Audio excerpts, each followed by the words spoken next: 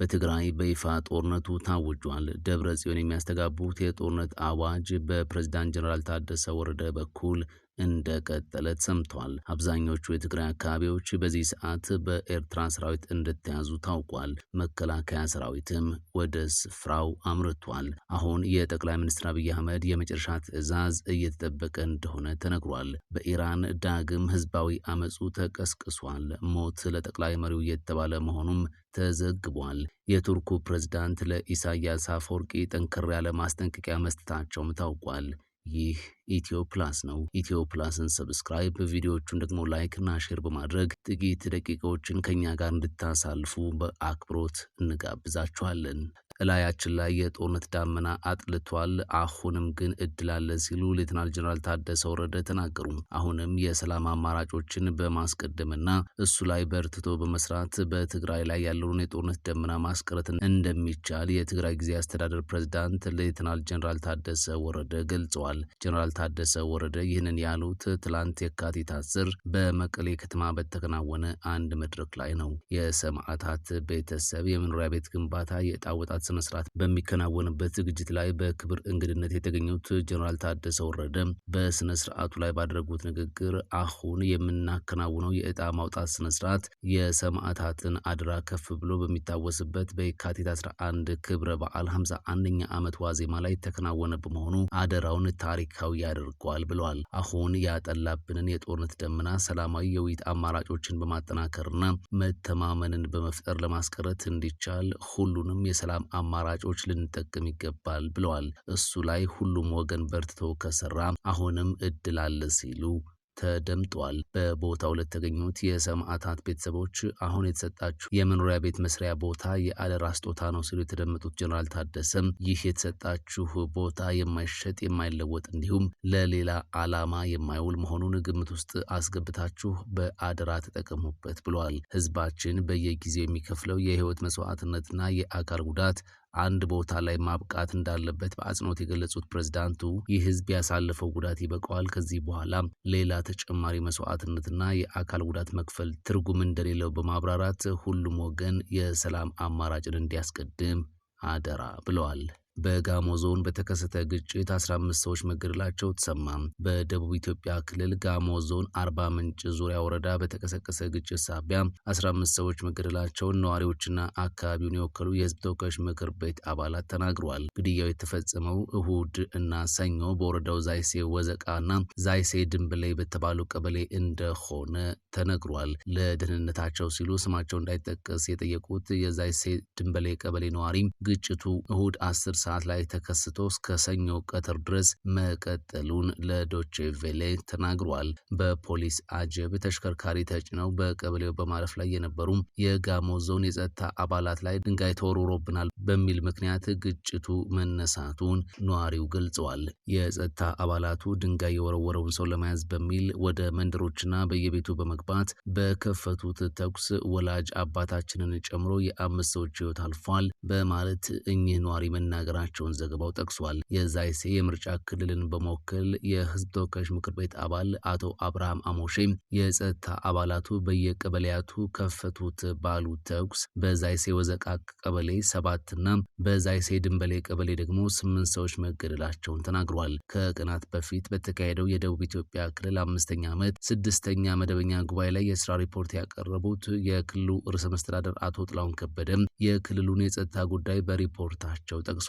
ርዕሰ መስተዳደር ጥላሁን በስም ባልጠቀሷቸው ነገር ግን በአንዳንድ የክልሉ አካባቢዎች ባሏቸው ስፍራዎች ላይ ከአደረጃጀት ጥያቄ፣ ከማንነት፣ ከሃይማኖት ጽንፈኝነትና ከመሬት ወረራ ጋር በተያያዘ ግጭቶች መከሰታቸውን በሪፖርታቸው አንስተዋል። በግጭቶቹ በሰውና በንብረት ላይ ጉዳት መድረሱን የጠቀሱት ርዕሰ መስተዳደሩም የተወሰኑ ግጭቶች በእርቅ እንዲፈቱ ተደርገዋልም ብለዋል። በተፈጠረው ግጭት ምክንያት ተዘርፈው የነበሩ ንብረቶችም ለባለቤቶቹ የመመለስ ስራዎች እርምጃዎች የተከናወኑ ሲሆን ግጭት ጨማቂዎችም ለሕግ እንዲቀርቡ ተደርገዋል ብለዋል።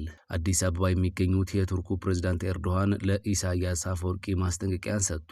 ቱርክ በአፍሪካ ቀንድ አዲስ ግጭቶች በፍጹም ማየት እንደማትፈልግና በቀጠናው በስቃይ ውስጥ በሚገኙ ሰዎች ላይ አዲስ ህመም መጨመር እንደማይገባ የሀገሪቱ ፕሬዝዳንት ረሲፕ ጣይብ ኤርዶሃን ተናግሯል። የአፍሪካ ቀንድ የውጭ ኃይሎች የመፋለሚያ ሜዳ ሊሆን እንደማይገባ ፕሬዝዳንቱ አሳስበዋል። የቱርኩ ፕሬዝዳንት ማሳሰቢያውን የሰጡት ከጠቅላይ ሚኒስትር አብይ አህመድ ጋር በሰጡት የጋራ ጋዜጣዊ መግለጫ ላይ ነው። ኤርዶሃን ከ10 ዓመታት በኋላ በኢትዮጵያ ጉብኝት ለማድረግ ትላንት አዲስ አበባ ከሰዓት ገብተዋል። በኢትዮጵያ በኩል ከፍተኛ ግምት የተሰጠው የቱርኩ ፕሬዝዳንት ጉብኝት አቀባበልና ጋዜጣዊ መግለጫ በብሔራዊ የቴሌቪዥን ጣቢያ በቀጥታ ስርጭት ተላልፈዋል። ኤርዶሃን 7 ደቂቃ በፈጀው የተጻፈ ንግግራቸው ካነሷቸው ጉዳዮች መካከል የአፍሪካ ቀንድ ሰሞነኛ የፖለቲካ ሁኔታ ይገኝበታል።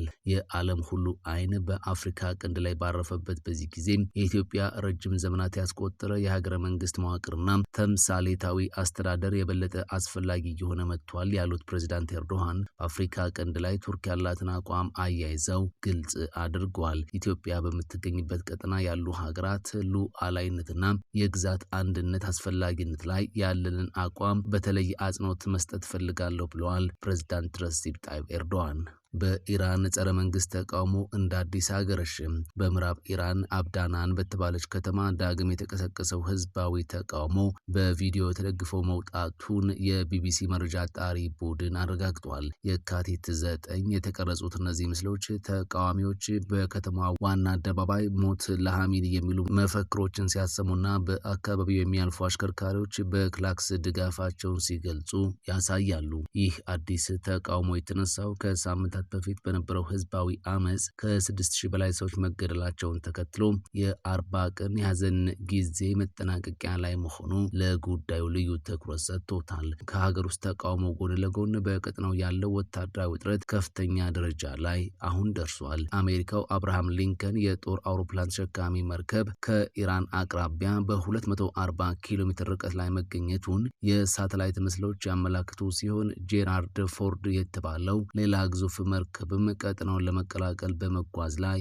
ይገኛል። በምላሹ የኢራን አብዮታዊ ዘብ ሊቃጣ የሚችል ወታደራዊ ጥቃት ለመከላከል ቁልፍ በሆነው የሆርሙዝ ሰርጥ ላይ ወታደራዊ ልምምድ መጀመሩን ይፋ አድርጓል። በዲፕሎማሲው ረገድ በኢራንና በአሜሪካ መካከል ውይይቶች ቢጀመሩም የሁለቱ ሀገራት መሪዎች የዛቻ ቃላትን እየተለዋወጡ ቀጥለዋል።